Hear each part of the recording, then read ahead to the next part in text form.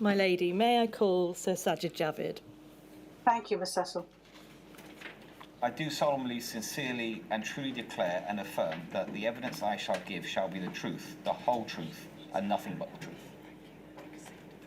Sir Sajid, I think the last time you came, I was chairing the hearing remotely. It's nothing personal, I assure you. No, it's lovely to see you.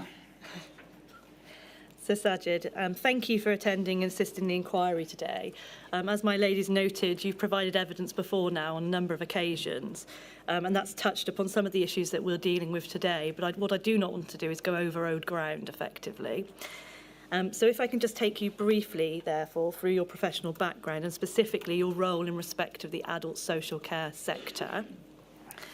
On the 26th of June of 2021, you were appointed as Secretary of State in the Department of Health and Social Care, is that right? Yes. Immediately prior to that, you were a backbencher? Yes. Following earlier appointments in government? Yes. And the time period that we're dealing with or concerned with today is from the end of June of 2021 until the end of the following June in 2022. Yeah. Similarly, we've discussed previously in your evidence the composition and structure of the Department for Health and Social Care, how it worked, and the various interactions that took place. And you've helpfully set those out within your witness statement for this module, so I'm not proposing to go over those. But I want to deal, if I may, instead, with your overarching thoughts on the adult social care system. And in your statement at paragraph 57, you describe that as being stretched financially and understaffed and in need of significant reform on a national level to improve quality of care and increase in service need. Just want to ask you, please, if you can just expand upon that a little bit in relation to that pandemic period and specifically the pressures that were faced by the sector at that time. Yeah, thank you. And if I may, my lady, may I just begin by thanking you and the inquiry team for the vital work that you're doing. And I deeply respect the importance of all this process and all that you're doing. And I'm grateful for this opportunity to contribute and hopefully contribute to lessons learned. So thank you for that. But turning to the first question, in fact, when you referred to my experience a moment ago, I think what might also be relevant for social care, adult social care, is my time also as a local government Secretary of State in then what was called the Department for Communities and Local Government, because you'll know from perhaps other evidence the role that department also plays in the social care sector. Of course, we're going to turn to some of those aspects later. Right, and so that's where my sort of direct experience, sort of more direct, I guess, as a government minister really began. And it was clear to me from then on that even before the pandemic, the social care sector as a whole was under an enormous amount of pressure, enormous amount of challenge, especially around issues around funding, because unlike the NHS, the social care sector, the funding is in different sources, central, local government, private providers. Is much more fragmented, is locally run by the relevant sort of local councils oversee it rather than central government. And so all of that, whilst there can be good reasons for the sort of fragmentation and things, and when the system was sort of first set up, so to speak, what I saw was a system that was already before the pandemic under severe stress, especially around funding and especially around workforce as well. And then when I became health secretary, obviously it was in the sort of latter half of the pandemic, so to speak. There were obviously significant challenges you've heard evidence on in the sort of the first part, if I can call it that, of the pandemic. By the time I had become Secretary of State, I think some of the most immediate sort of challenges in the sectors that were in a better place because of the vaccines, for example, more PPE and better IPC and things. But there, of course, there were still challenges, particularly around still issues around funding, around workforce, and other challenges. Thank you, and we're going to move through some of those. But if I may pick up on one of the things that you've just mentioned, and that's the fragmentation of the sector. And the fact that obviously you have different government departments, you have local authority, and then you have the sector itself, which is comprised of public, non-profit and private sector organisations. We've heard from your predecessor, Mr Hancock, that levers, or the lack of policy levers, was a specific issue of challenge within the pandemic from his perspective. Obviously, that was earlier in the pandemic. Yeah. But is that something that you would agree with in terms of that central departmental governmental role? Yeah, the general point I would agree with, but what I would point out is that probably one of the key reasons there's a lack of sort of central levers for central government is because of the way the system is set up in terms of local government control, private providers, combination of funding, and all that. And if central government were to have more levers, none of this is without trade-offs. There's always trade-offs I found in government in making any decision, and often I think they're not sort of fully appreciated, that if you move in one direction, you might lose some valued aspects that you had before. So, for example, having local authorities in general, sort of certainly outside the pandemic, overseeing social care, whether it's for working age adults or older people, meant that it would be closer to the community. Your local needs would be met. Different parts of the country, there will be different ways to provide care and different types of settings. There might be other sort of local issues that could be more easily addressed. So I think first of all there is this trade-off.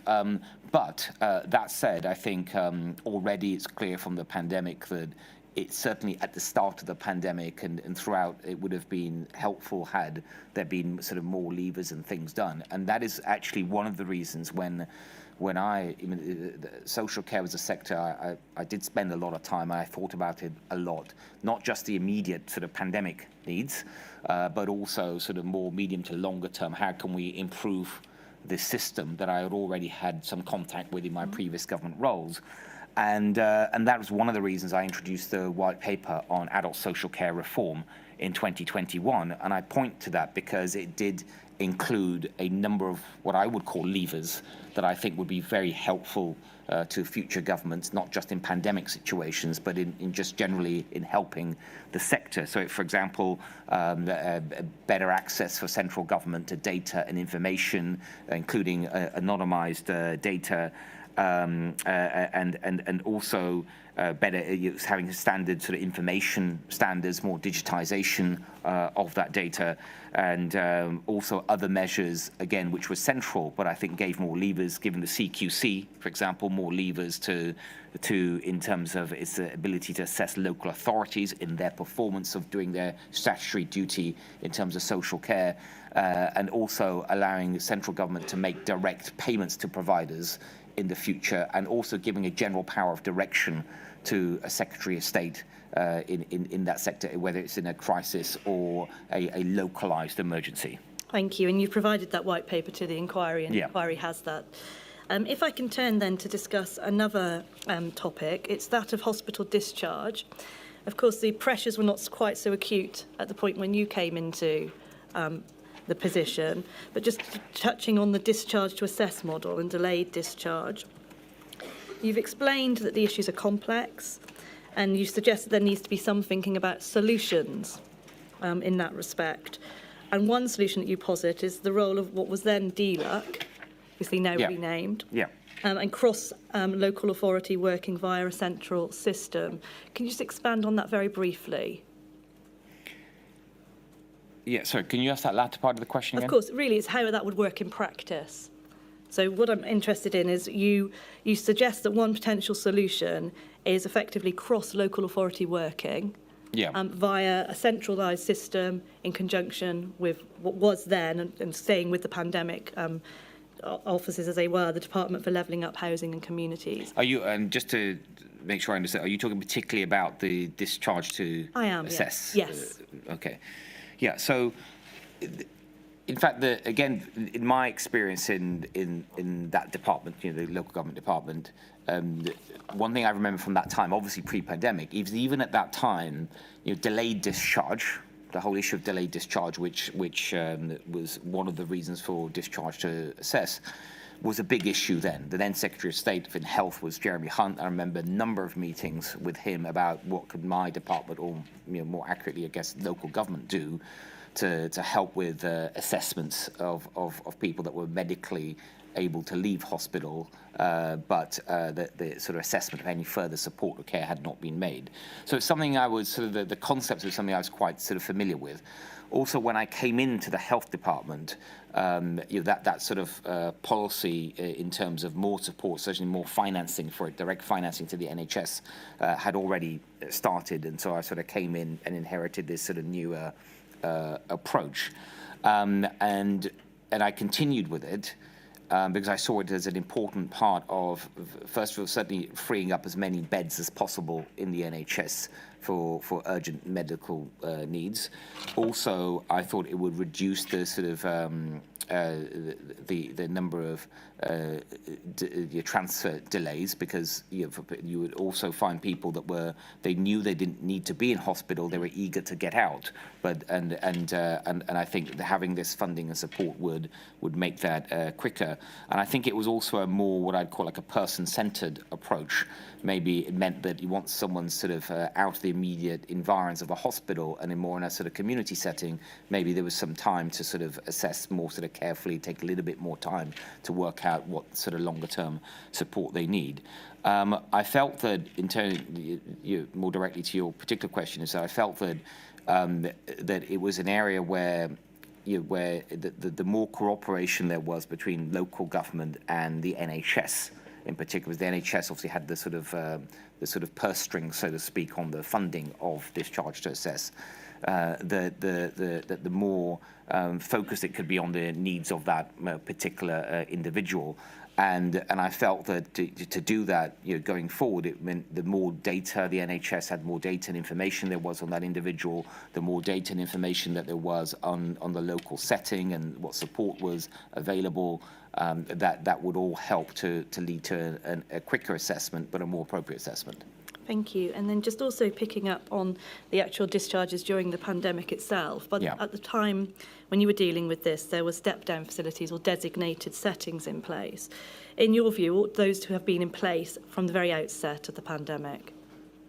You mean before the pandemic started? No, in response to the pandemic, at the very outset of the pandemic, when the discharge policy was instituted in March of 2020. Obviously I wasn't there in the department then. I was a backbench member of Parliament, so my access to information was very limited. So I would hesitate to say one way or the other on that, because I wasn't there. I don't have the information at the time, and it wasn't. So I don't want to second guess the decisions that were made at the time, because I don't have that information. Put it in a slightly different way then, but looking to the future. Is that something that would be desirable, to have some form of step-down or designated settings policy in place prior to discharge? Yes. Now if I can turn to perhaps one of the levers that was in place during the pandemic or instituted, and that's vaccination as a condition of deployment. Yeah. The regulations initially in relation to those working or volunteering in a CQC registered care home were laid prior to your appointment as Secretary of State, as I understand it. Yeah. And so the policy work that had already been undertaken. But notwithstanding that policy was in place effectively throughout your tenure. Yes. Or certainly until it was revoked in March of 2022. Yeah. Just dealing with that, you were quite heavily involved regardless in relation to consultation and how that would work in practice, because, of course, it was going to come into force in November of 2021. So we're talking directly prior to the Omicron period, if I can put it in that way. That's right. And in relation to the impact assessments in relation to those produced an estimate of around 7% of the adult social care workforce within care homes as effectively being affected in terms of that they would not undertake the vaccination. Do you recall that? Yes. Fairly significant proportion, around 40,000 workers was the estimate in terms of the impact assessments before you. And indeed, you record within your witness statement at paragraph 169 that making vaccination a condition of employment was likely to have a significant impact on staffing in the short to medium term. Yeah. Notwithstanding that, the decision was taken to proceed with the policy. Yes. And subsequently, quite separately to that, a consultation was undertaken in relation to healthcare professionals in the NHS, and then potentially for further rollout across wider adult social care settings. Yeah. So we had effectively two different policies, one for adult social care staff within care homes, Yeah. and a separate situation where consultation was being undertaken, but that policy was not in place for those individuals. Is that right? Yeah, what's called VCOD, that was, I mean, the policy began before I became Secretary of State, certainly with respect to social care workers in care homes. And so I believe I'm right in saying that the regulations for that had already gone to Parliament. I was aware of the policy, of course, as a Member of Parliament, but was not a minister at that time. When I became the Secretary of State for Health, I inherited both that existing policy for VCOD for social care workers in care homes, and then, as you say, the policy was eventually, under my leadership, extended to include not just NHS workers, but also care workers in all other settings, including domiciliary care settings. Indeed. And just dealing with that separation for a moment, or the in terms of the staff, you will no doubt be aware there was significant discontent over the fact that it was mandated for adult social care staff within care homes, but not for those, for example, working with other vulnerable people within hospitals. Yeah. And certainly some individuals had the perception, at the very least, of a lack of parity as between the adult social care system and the NHS, with feelings of stigmatisation. To what extent do you consider it as acceptable to mandate it for one and not the other? Well, it wasn't. It was mandated for both. Let me put it in a different. Well, let me just take a step back and unwind that a little bit. In relation to those individuals working in care homes, it was mandated. It was initially consulted on in relation to rolling it out to the further, wider, broader NHS staff, but that policy was effectively abandoned in 2022. So what we had for a significant period were staff members in care homes subject to this policy, while other people working with similarly vulnerable people were not. That's where the discontent arose, or the perception of unfairness. That's why I'm asking, to what extent do you consider that? Well, I don't think I entirely follow your chain of thought there, or the reasoning, because that is what you've just said is only true because it's after the events. That's with hindsight. Obviously, at the time, VCOD 1, if I separate sort of VCOD 1 being the sort of initial policy that was brought in, versus VCOD 2, which was the policy I brought in, if you allow me to use that distinction, VCOD 1 was brought in, and soon after the government said its plans were to bring in VCOD 2.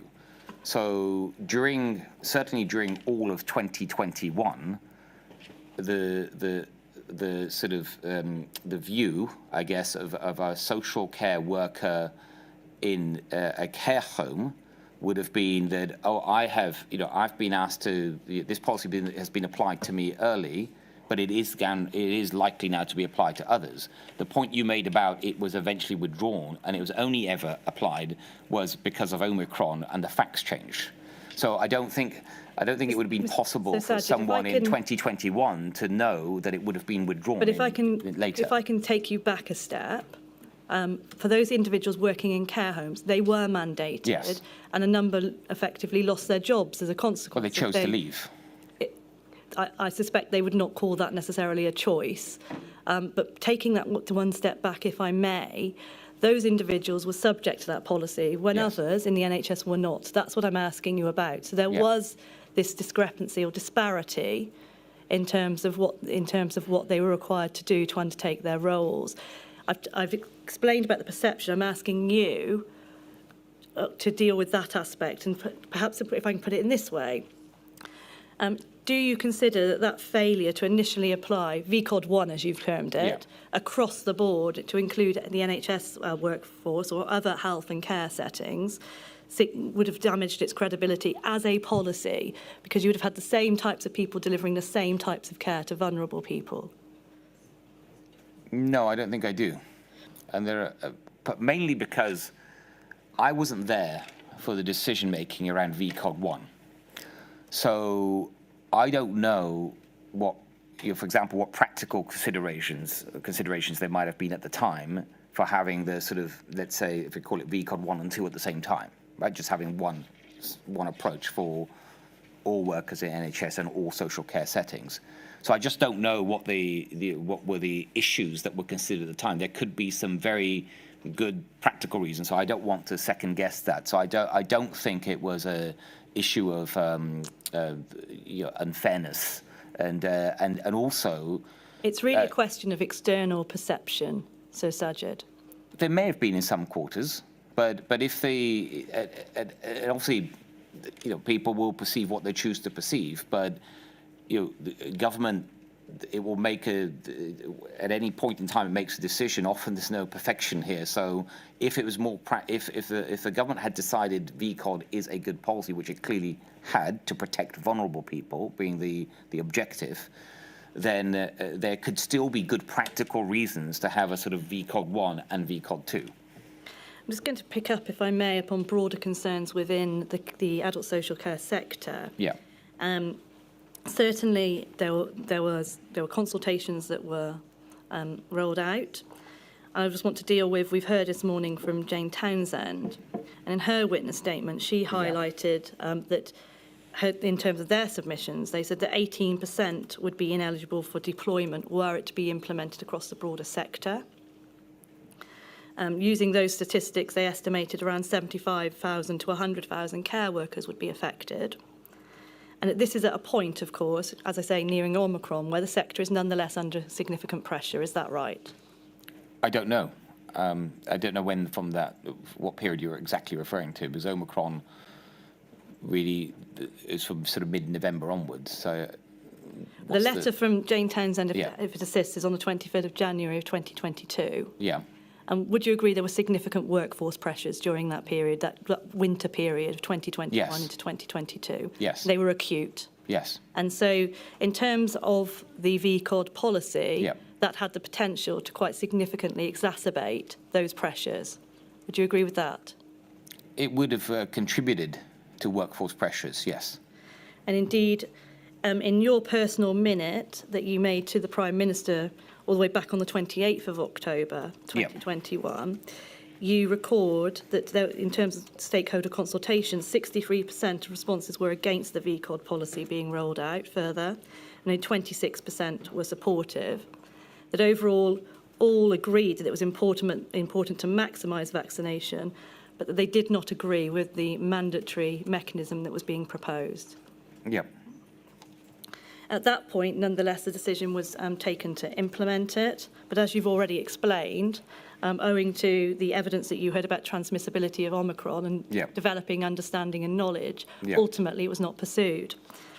And also the less severity of Omicron, not just transmissibility. Indeed, transmissibility and severity and vaccination success, in short. That's right. It did not evade immunity, vaccine-induced immunity, to the extent that it was perhaps thought that it might in the initial instance.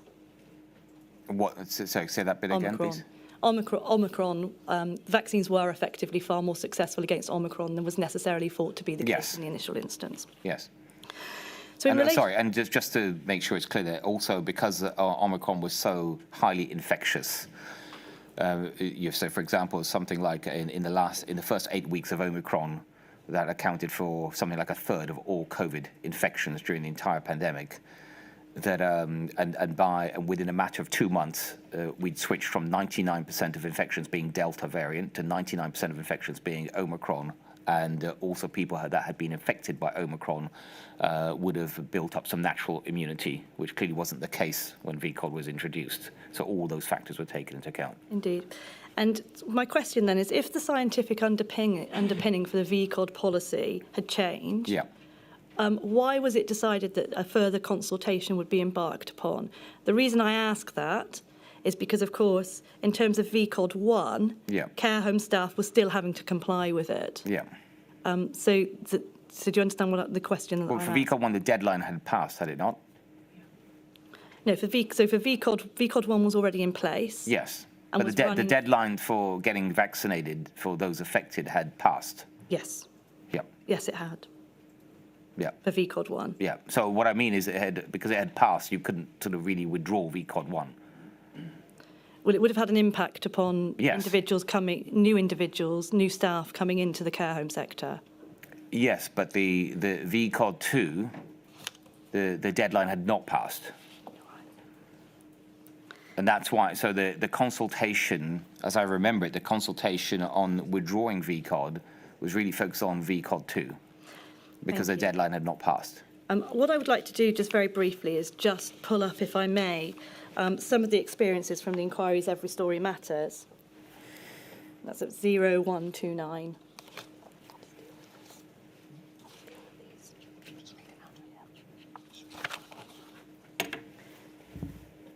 And these are experiences that have been reported to the inquiry.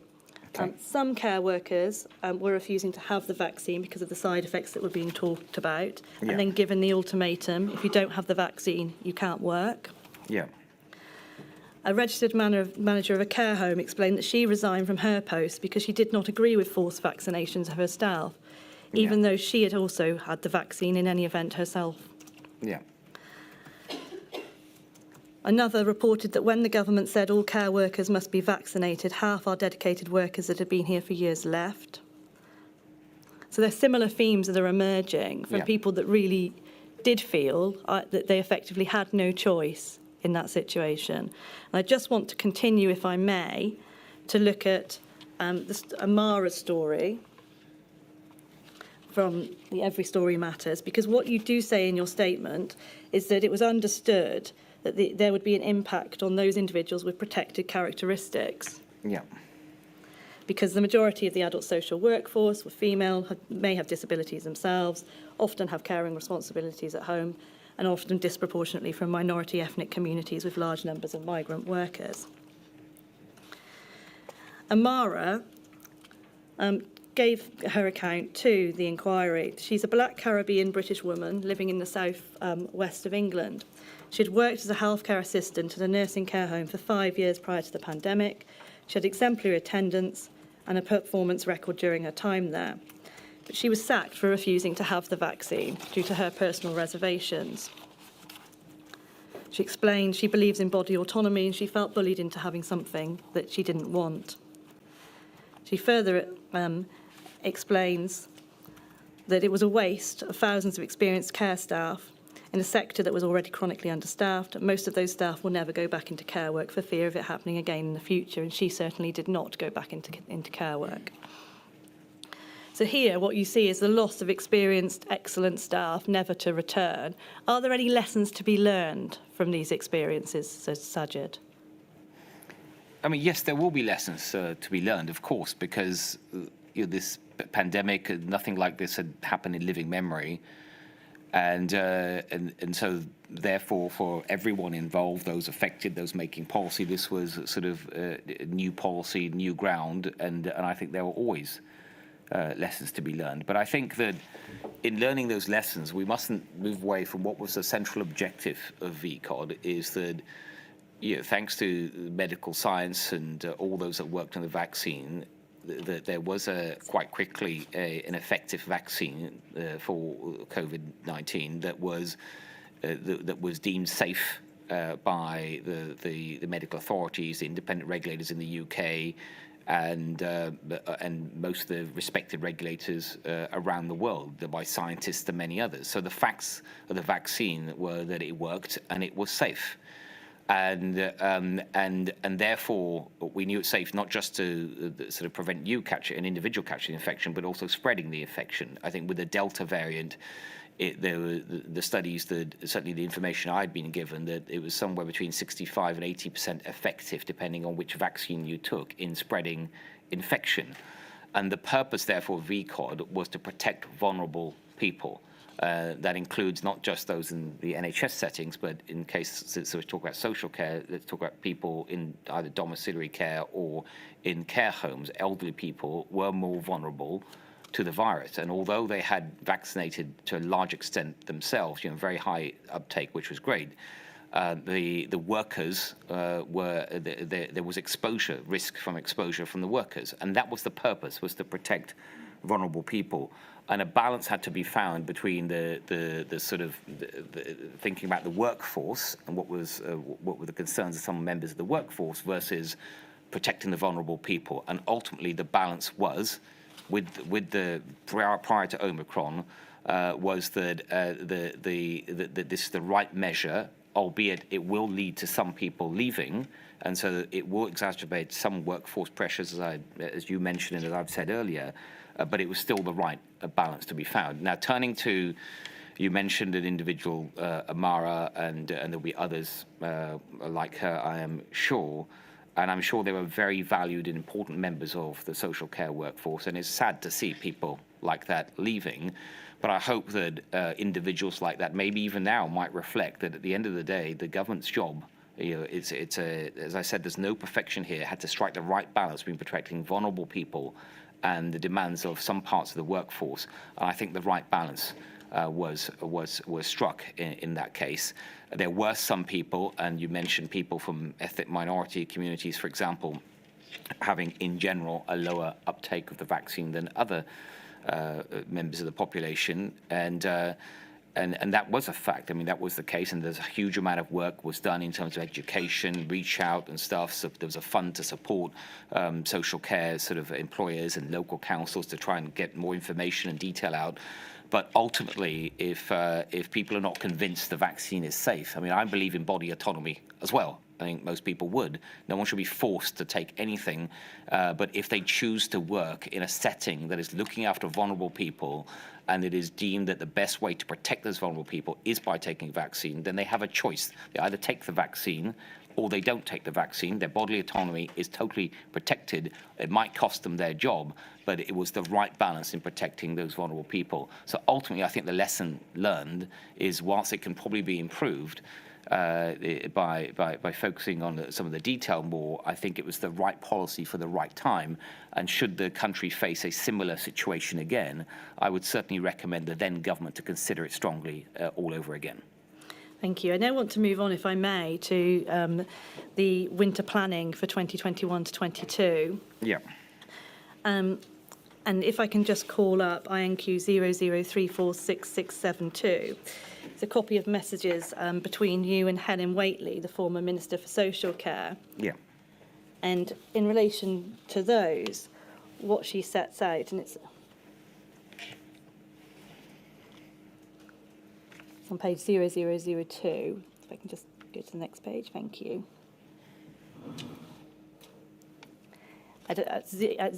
On the 9th of December of 2021, looking at 19/27/21, so 7:30 in the evening, she provides you with some reflections based on her experiences with dealing with Delta, so the wave 2 that we've already touched upon. And what she says is, if you can keep on allowing visiting, but with testing, that would be much better for mental health, for residents and relatives. Frequent staff testing being vital. Regular minister-led calls with stakeholders to hear from the coalface. She explains that staffing would be her biggest worry, and her experience with Delta showed it was very hard to keep the infections out of care homes. In terms of those reflections, are those ones that resonate with you? Yes.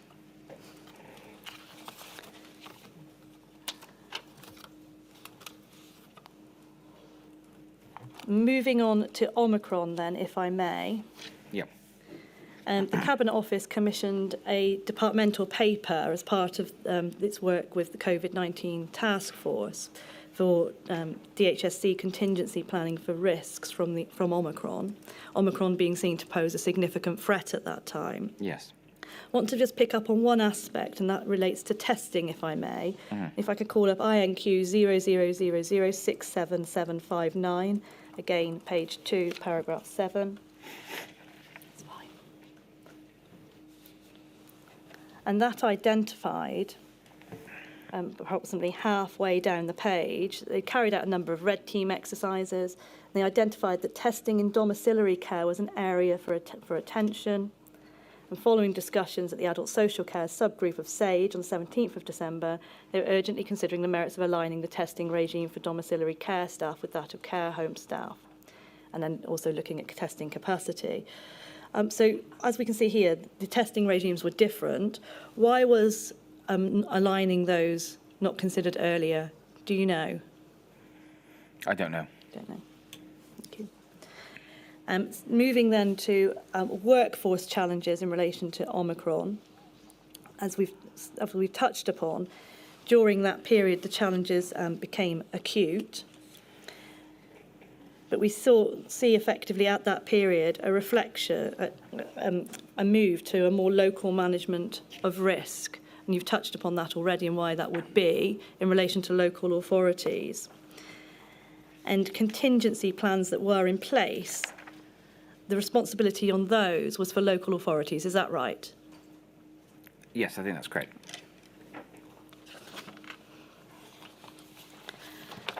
And just touching on those contingency plans, one of the most significant issues in the first wave at the outset of the pandemic all the way back in early 2020 were the adequacy of local authority contingency plans. You may recall Helen Weightley's evidence in relation to that, seeing the plans and those being inadequate. Can I ask you, please, to look at INQ 000576530. That's page 5. And this concerns the contingency planning that is in place. It's a paper that's being effectively sent to you for sign-off. These are the discussions that are taking place between your private secretary and others within the department. Yeah. And it deals with a request about halfway down, can we quality assure QA all contingency plans?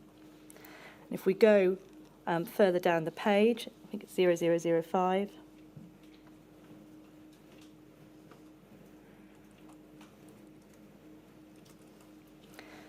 We see here a response that states, the one point that I've not reflected is the suggestion that central government should look to quality assure the contingency plans of all local authorities. As having discussed with colleagues, we think this will take too long. That's the first reason given. Secondly, is unlikely to add much value because of the distance from the centre to local government. But also, I'd just like you to concentrate on this one, and would transfer risk to the centre if we are seen to have provided endorsement. Is that a legitimate concern, bearing in mind the issues that were in place at the outset of the pandemic?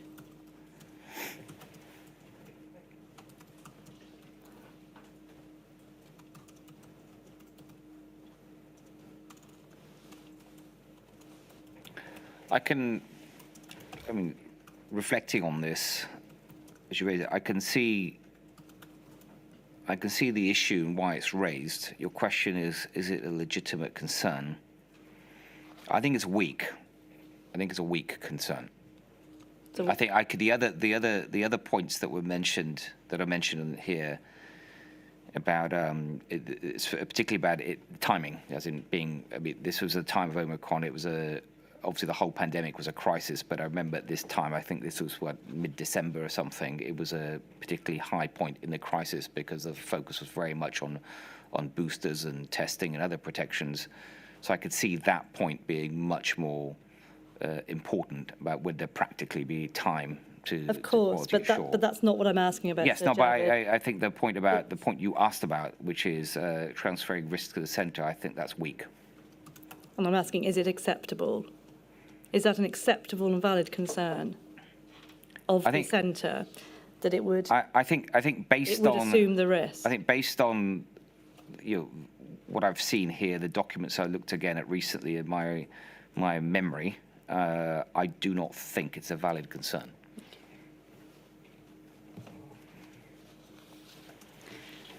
Now, a number of actions were taken throughout that period to try to alleviate the pressures that were, as we've already discussed, acute within the sector. There was an ADAS survey that was undertaken between the 24th of December 2021 and the 5th of January 2022. Yeah. And out of those local authorities, 94 of them reported that they were managing their contingency actions, but they were forced to implement actions that they found unacceptable. And 49 of those councils were taking at least one measure to prioritise care. that the directors regarded as least acceptable. For example, prioritising life-sustaining care over support to get out of bed. They were unable to take, or being unable to take reviews of risk, or leaving those with dementia, learning disabilities or poor mental health isolated or alone for longer periods of time. A number of issues were to be escalated to the government about the fact that there were short-term fixes, they weren't translating to the ground, you had a tired and stressed workforce, bringing home the reality of riding out Omicron, and it was having a serious impact on that health. Were those concerns escalated to you? I don't particularly remember the ADAS survey, but I think those types of issues and about prioritising care, for example, about what local authorities might think is sort of unacceptable decisions from their point of view to take. Those kind of concerns were often articulated to me, but also obviously the social care minister, who I should mention, obviously you know this, but for the record, that I was the Secretary of State overseeing the entire department. There was a dedicated social care minister, indeed, throughout my time, and she. We have a statement from her. Yeah, and she would be dealing with naturally a lot more issues pertaining to social care than I would be dealing with directly. I now want to move, if I may, to the end period that we're concerned with and the strategy for living with COVID. Yeah. So we're talking about effectively March of 2022 onwards. And there was some to and froing between your department and Treasury in terms of what was going to remain in place and what provisions were not in relation to adult social care and the like. Yeah.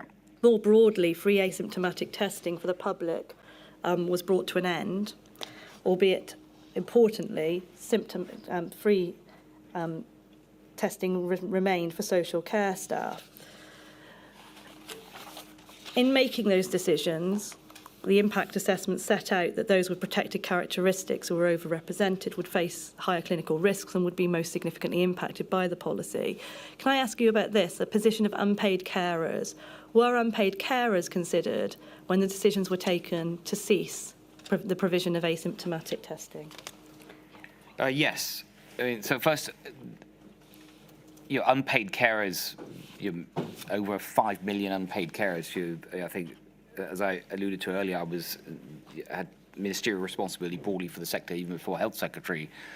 I've known for a long time do a super important, hugely vital job. Mostly they'll be looking after their loved ones. And were they considered? Yes, in general, in decision making, absolutely. I think specifically, I think you're referring to the set of decisions in the living with COVID and testing and what was available. I would, at the time, I recall, I would have liked to see more tests, free tests being made available for unpaid carers, including asymptomatic testing, of course. And it's something I had requested and wanted funding for, but I was unable to secure. Can I just now turn to a topic that runs throughout this period, and that's in relation to efforts to restrict staff movement. Yeah. We've heard evidence in relation to that being an important infection prevention control measure. Yeah. But that it was challenging, and it became clear that mandating such a policy would not work owing to concerns about the insufficient numbers within the workforce and the practical issue of loss of income for those workers in a precarious sector with insufficient staff and fragility.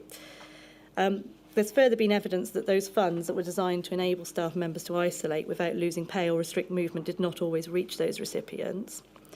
Do you agree, or do you have a view on effectively recommendations in regard to the future and future learning, that these are areas that pandemic planning must explicitly address? Yeah, I think this is an area of future learning. I mean, I think that I completely understand in terms of protecting vulnerable people, the need to look at staff movement. But I think it's fair to say, especially at the start of the pandemic, that because these kinds of issues had not been sort of thought about in advance of the pandemic, there was no sort of pre-planning, so to speak. I think there will be lessons to learn from that. And were mandatory restrictions to be considered, do you agree that they should not be introduced until effective mechanisms for full sick pay, for example, for self-isolation, or financial compensation for staff who are unable to work between locations? I think those things should be considered. I just hesitate to say they must not be introduced before, because it's just we don't. None of us know the nature of future crisis. I think they should be considered. Indeed. Now, throughout this period, there was and still is a widely held belief that the NHS was prioritised over adult social care, with adult social care being the Cinderella service. What are your views on that from your time in post? Just briefly. I think that was absolutely not the case. I mean, obviously, I can't speak for activity before I was Secretary of State, but certainly in my time as Secretary of State, in terms of adult social care, there's all the things that we've talked about that were specific to the pandemic, and that was my most immediate focus, naturally. But I also published as I referred to earlier, the Adult Social Care Reform White Paper. It was a very detailed set of reforms for the future, thinking in much detail about the sector, how to improve it, particularly around issues around workforce and payment and long-term funding. I also published the Adult Social Care Integration White Paper, I think in early 2022. I made amendments to the Health and Social Care Act that were many around adult social care, because they were amendments. They were not originally envisaged when that act was introduced to Parliament. And also there were other things that I did that, for me, I was thinking a lot about adult social care and improving it, even though there were health components as well. So the work that I did on the 10-year dementia plan, for example, because I felt that if we could deal with dementia better, then it would help older residents, whether in care homes or domiciliary care, because we have a better approach. So it's a sector I spent a lot of time thinking about and doing something about. Thank you. Can I now ask you about domiciliary care? You've mentioned it there, and there are only really passing references in your statement to it. Is that indicative of a lack of consideration in relation to domiciliary care compared to both the NHS and care homes, with the understandable focus, as it were, was in the immediate start of the pandemic? No, it's not. If I can then turn to more general considerations with regard to the sector. It's been posited that a register of adult social care workers in England would assist in a pandemic, both those working in care homes, domiciliary care, and also, on the converse, those individuals who live in care homes and receive domiciliary care. Do you consider that would be a useful tool to have? In general, yes, I do. I do, because I think I might be right in saying I think that England is the only part of the UK nations that don't have one, but I think that in terms of professionalism, more confidence in the system, I think it sounds like a sensible thing to look at. And finally, if I may, just turning to your recommendations, you very helpfully set out your lessons learned and recommendations at the end of your witness statement. You explain that you consider the adult social care model to be broken. And you explain that in your mind, this part of the solution is assisting more people to look after their own relatives where possible. What do you mean by assisting people to look after their relatives, and how would it work in practice? I think this is, again, if I may just draw your attention back to the Adult Social Care Reform White Paper and some of the sort of comments and speeches I made around that time, is that notwithstanding the huge amount of work done by unpaid carers already, and recognising all that they do, I think that more the state should be looking at more ways to try and support that. And I wasn't, at the time I suggested that in the Reform White Paper, I wasn't entirely sure what the exact mechanisms are. I think there are other countries we can learn from. I think I'm right in saying that I allocate something like £25 million of funding to help try and support that, and suggested there should be workshops and other discussions with representative groups to look at what can be done. So it was something that I think is long overdue in terms of focus, but I had not got round in my tenure in that seat to look at more specific examples. I'm sorry to interrupt. I have to leave that there, Ms. Cecil, please. Indeed. Those are all the questions I have, my lady. So, Sajid, if you remain there, there will be some more for you. Thank you. Ms Morris. Thank you, my lady. Sir Sajid, I asked questions on behalf of the COVID bereaved Families for Justice UK. Yeah. And just one topic for further exploration, please. And that's regarding hospital discharge. Yeah. You said to Ms Cecil this morning, in respect of delayed discharge, that it was a significant issue for the DHSC both before and during the pandemic. Yes. In your statement, you mentioned a number of initiatives around that: a discharge task force, a red team meeting, winter planning meeting in October 2021, a deep dive after that, and then a step-down plan that you've also touched upon. Yeah. You also said that the NHSE were working with local authorities and integrated care boards. Yeah. And this morning you were keen to highlight the work that the NHS was doing with the local authorities. But you haven't mentioned either this morning or in your statement what arrangements were in place to engage with the adult social care sector itself, whether that's in the care homes or the carers. So I wanted to ask you, what was that engagement when you were Secretary of State with the actual sector itself, so beneath the local authority level? Yeah, so thank you. And so, as you highlight, delayed discharge has been an ongoing issue, a challenge, obviously made much worse and acute during the pandemic. In terms of my, if you're about my personal engagement with the sector, it was at various levels. It was, so at one level, it was actually visiting care homes, providers of domiciliary care, meeting local authority leaders and others working in the sector to sort of hear from them direct, to see for myself some of the issues, things that were working, things that were not working well. It was still, I think I must have met with on probably more than one occasion, but a number of occasions with some of the leaders of the sector, different various organisations that represent different aspects of adult social care. Around this topic specifically, can I ask? I would have had discussions around this topic specifically, yes, as well. I think generally when I'd have a meeting with a representative of the sector, they'd cover more than one topic, so it wouldn't be just on this topic, I doubt, but it would I think this topic would definitely have come up because it was such an important part of the work that they were looking at. Well, that's why I posed the question, because I want to ask you whether you consider that it was sufficient engagement with the sector itself, particularly having regard to the grave concerns that have been raised around the discharge policy from March 2020. So before your time, but looking at the engagement you had, do you think it addressed some of the concerns that had predated? My feeling is that if you're talking about my engagement, I think it was sufficient,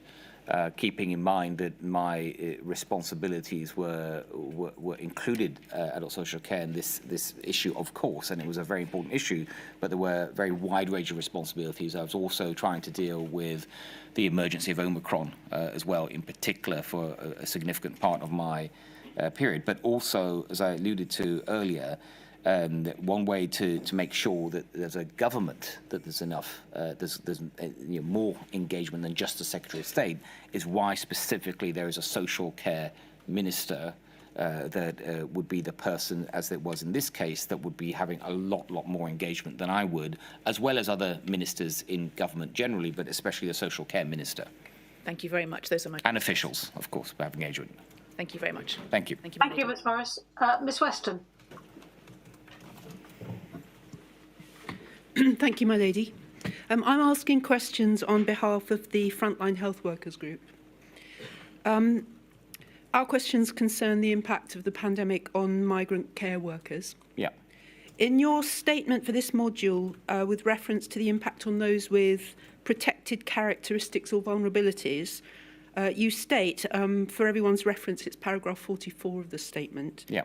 Firstly, that you were aware of the PHE June 2020 study, Disparities in Risks and Outcomes.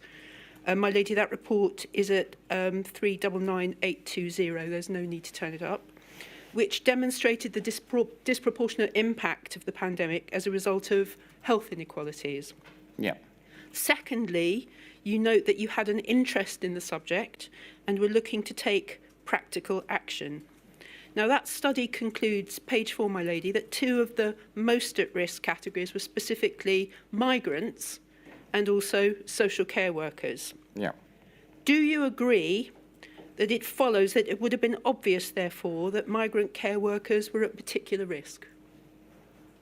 Sorry, just to clarify, do you mean a particular risk of contracting COVID, of what? Well, they were at the particular risk of the poorer outcomes identified in the study. That's because they fell into two categories which would attract a degree of risk. Not that they would necessarily have worse outcomes, but that they were... I think I would agree that migrant workers working in social care, that there were certainly considerations particular to that group that should, and I think would have been taken into account. So, for example, I think I'm right in saying that migrant workers were probably less likely, we thought they were less likely to take the vaccine and less likely to be vaccinated. And so we would take that into account. And obviously then the fact that if there are migrant workers working in social care, other factors around social care. So we would take all that into account. It's just that I wasn't entirely sure what you mean by that they're at more risk. I think I would say that that would certainly be taken in those facts that you've mentioned, those issues that you mentioned would be taken into account. Well, there were risk factors which affected that group of people. There were risk factors by reason of them being migrants, due to health inequalities that were referred to in the study, and there were risk factors in relation to their work as social care workers. That's yes, right. And if your question is, would I and would the department as a whole take them into account? Yes, and especially when you mentioned health inequalities. During my time in this job, health inequalities, we've talked about it in previous evidence sessions, is something I did a considerable amount of work on, whether it was health inequalities for migrant workers or people in lower socioeconomic backgrounds or ethnic minorities. There was something I did a considerable amount of work on, which I think shows perhaps the extent to which I took issues like that into account. Yes, so can you help the inquiry with what focused consideration you gave to reducing that risk? To reducing that risk to that cohort of migrant care workers. I think so one example I would give is that in terms of vaccination and and especially referring to the VCOD policy we talked about earlier, is making sure that there was enough reach out to members of that community, there was enough engagement, there was support for both local authorities and employers in terms of funding, support and things to reach out and to perhaps, for example, educate on the vaccine, why we have the VCOD policy, why it would make sense in terms of protecting vulnerable people. That kind of engagement was something that we did specifically to try and reduce those risks. Could you help the inquiry with what was the financial support that you gave that sector? I don't remember exactly. Thank you. I'm going to move on, if I may, to domiciliary care. Yeah. It's already been pointed out that you make little reference to domiciliary care in your statement by the Council to the inquiry. Had you fully appreciated that workers in domiciliary care are frequently on 0 hours contracts, that they're migrant workers on tied visas, and they're also undocumented workers who may have come to the UK legally, but whose visas have expired, and therefore those groups are less able to challenge conditions. Their ability to challenge conditions is severely limited by that. Was that appreciated by you and your department? Well, if by appreciation, if you mean was I aware of that, and do I think the department was aware of the points you just made? Yes. So, Dr. Townson, in her witness statement, on behalf of the Homecare Association, explained the connection between those immigration policies and insecurities.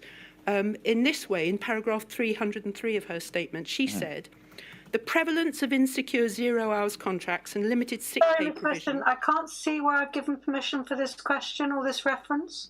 Sorry, yes, it's right. It's just the lead into the question 7 for which I'm sorry, you've got to be really careful. I'm sorry to stick to what you're allowed, and I'm not going into overall policies like 0 hours contracts that limit what I can do in this inquiry. So.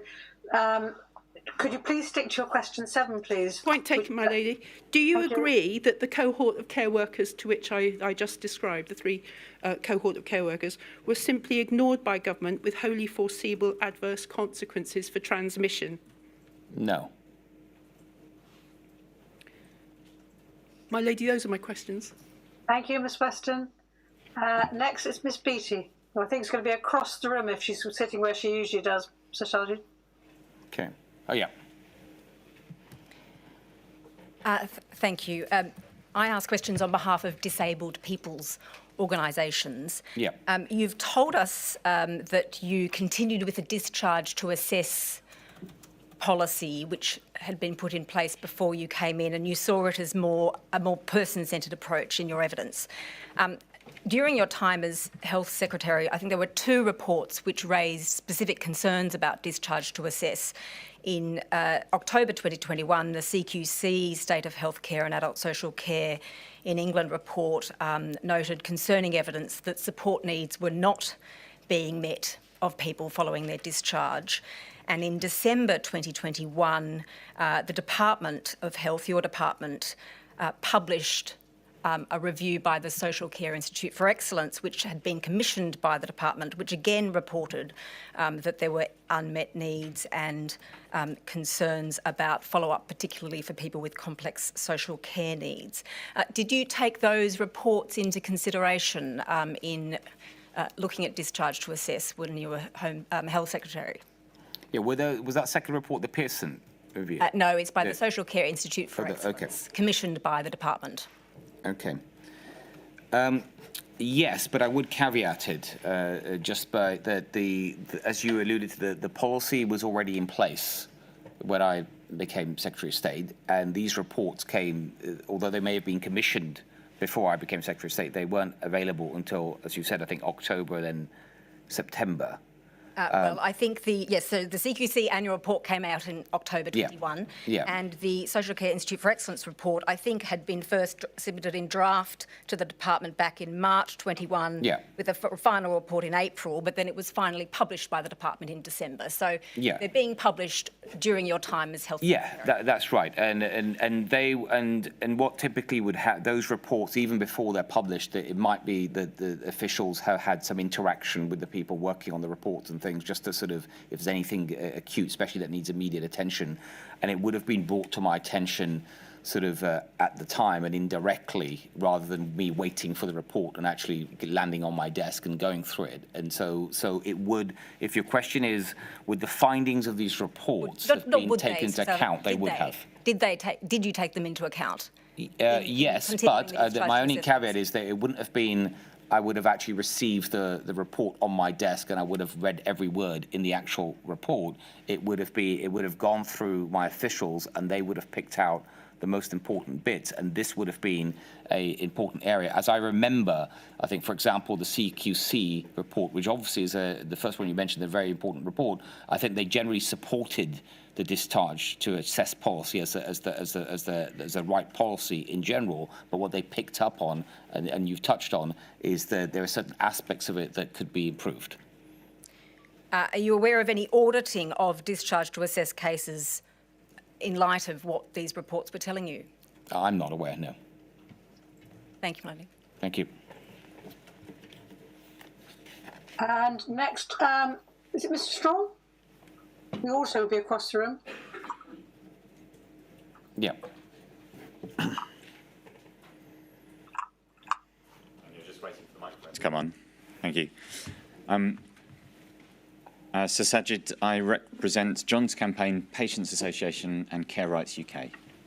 So there's just one area. You recognise at paragraph 42 of your statement that people the adult social care sector exists to serve should be at the core of all decision making.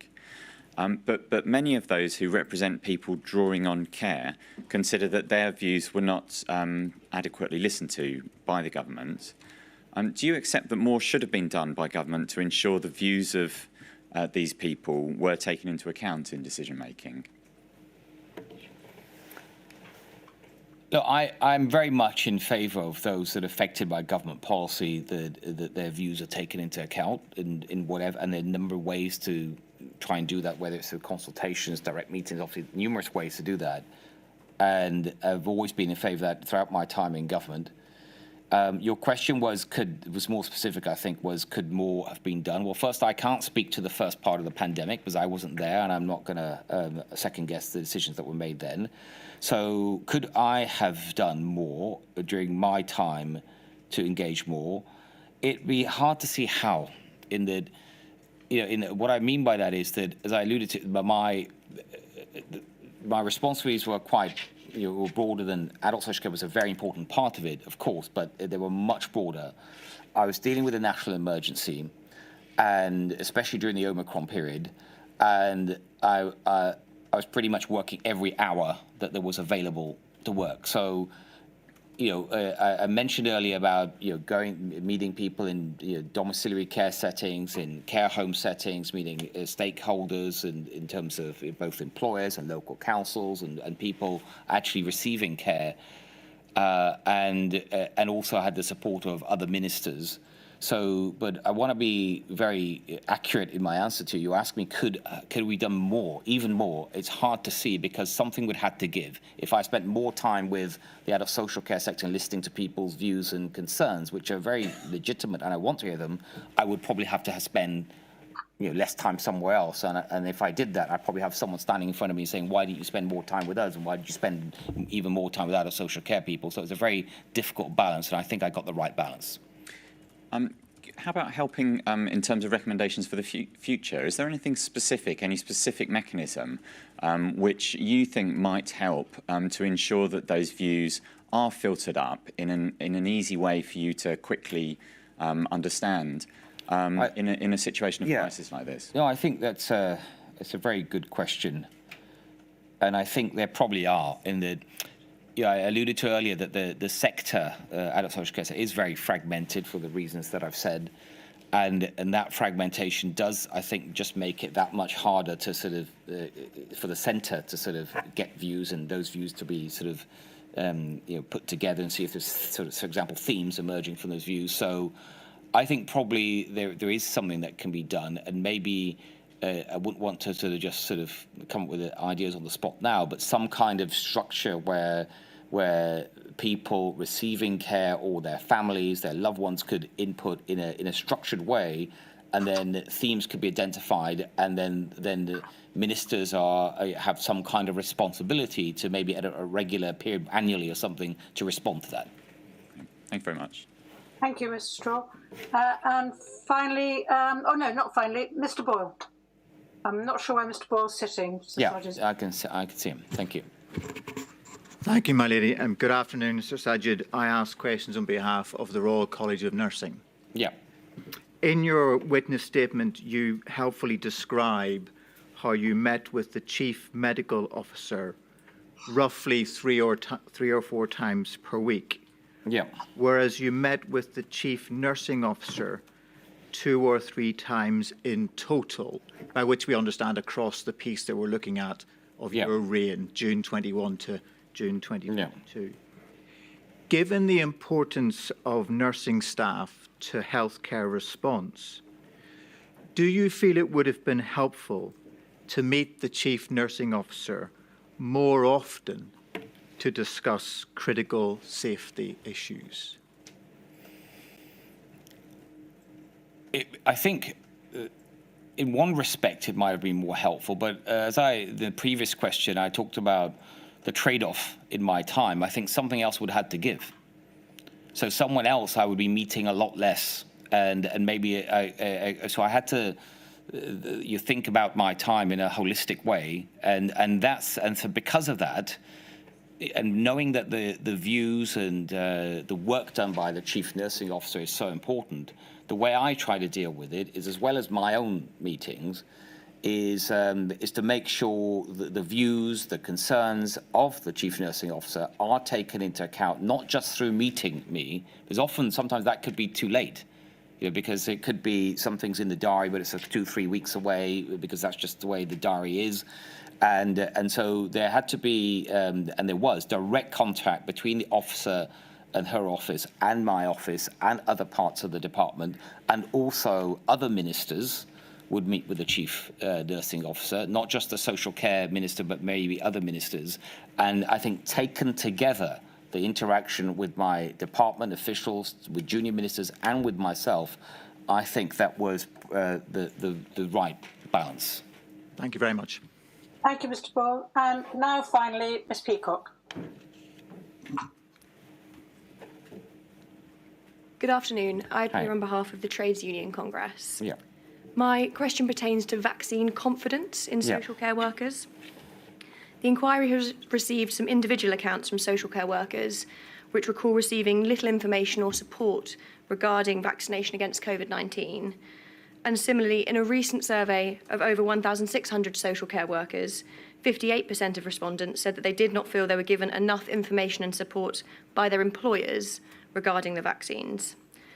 Do you agree that some work can be done rather in advance of any future pandemic to improve lines of communication with the workforce and to ensure that all workers can, if necessary, be provided with the information and support required to build vaccine confidence? Yes. You've mentioned, I think, in your evidence before that one feature of the social care workforce that was a challenge in comparison to the NHS is that it wasn't a centralised body. Do you consider that that was a feature in the difficulties of the information you've described today reaching care workers? There wasn't a centralised oversight body? I'm not sure, because, and I say that because the NHS, for example, is a centralised body, and I know that some of the concerns you articulated on behalf of social care workers have also come from the health sector. So I'm not sure if that was a important factor, but I think it's worth looking at. If I may just clarify, I think you said in Module 4 that it was easier to address hesitancy because of that structure in the NHS being a centralised state body, you said. So is it fair to say that a mechanism that can give some centralised deployment of information and support to care workers in relation to vaccines or therapeutics as it may be in a future pandemic? I think if you're referring to maybe a more sort of central-led way to distribute information and make sure so that it reaches the right people for them to consider and stuff, I think that is worth considering in terms of disseminating information. I think it's worth considering. Thank you, my lady. Thank you. So, Sajid, that completes the questions we have for you.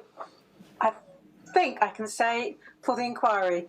Really? What if I want to come back? No, you can't come back unless I call you. All right. So, thank you very much. Thank you very much. Thank you, my lady. Thank you. Okay, right. I shall return at 2:05.